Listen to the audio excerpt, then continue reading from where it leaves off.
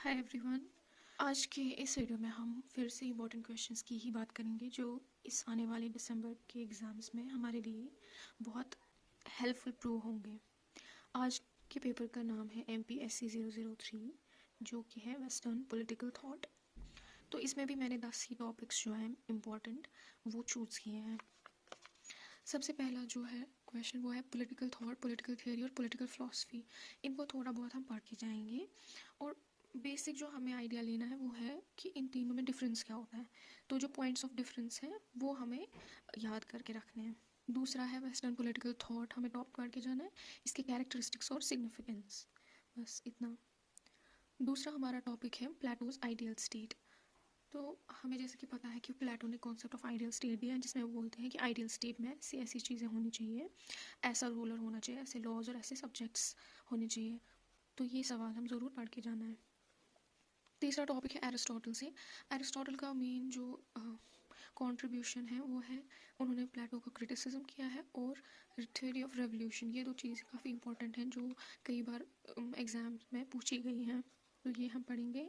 Next है Thomas एक्विनस। इनका church और स्टेट रिपीटेडली क्वेश्चन पेपर में देखने को मिलता है, तो ये ज़रूर पढ़ेंगे हम। और सेंट ऑगस्टीन का पॉलिटिकल थॉट, जनरल ओवरव्यू उनका पॉलिटिकल आइडियाज़ का, वो हम ज़रूर देख के जाएंगे। नेक्स्ट इंपॉर्टेंट क्वेश्चन है from political theorist called Machiavelli.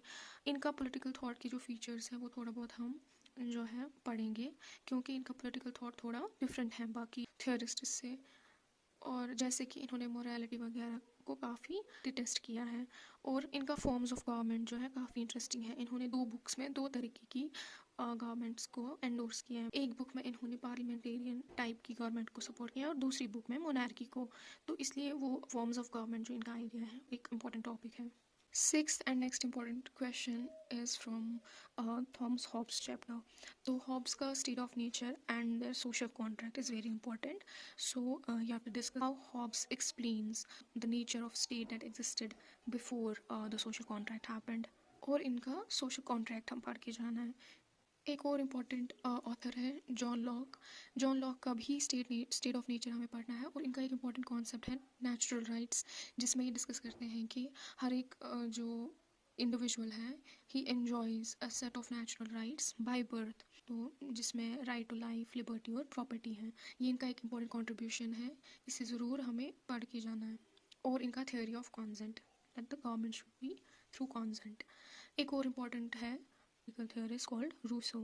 इनका एक इम्पॉर्टेंट कॉन्सेप्ट है जनरल विल, जो कई बार पेपर में आया हुआ है और इस बार भी हो सकता है आ जाए।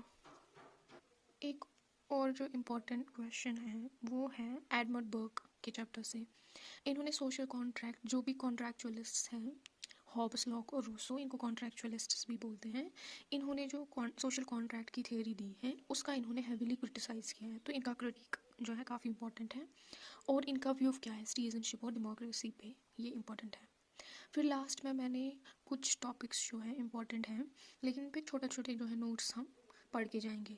जैसे इमैनुअल कांट हैं, उन्होंने जो है ह्यूमन रीज़न पे एक व्यू दिया है, वो हम देखेंगे क्या है। यूटिलिटेरियनिज्म है पेंथम का। हिस्टोरिकल मटेरियलिज्म है, मार्क्सिज्म का कंट्रीब्यूशन कार्ल मार्क्स ने दिया था।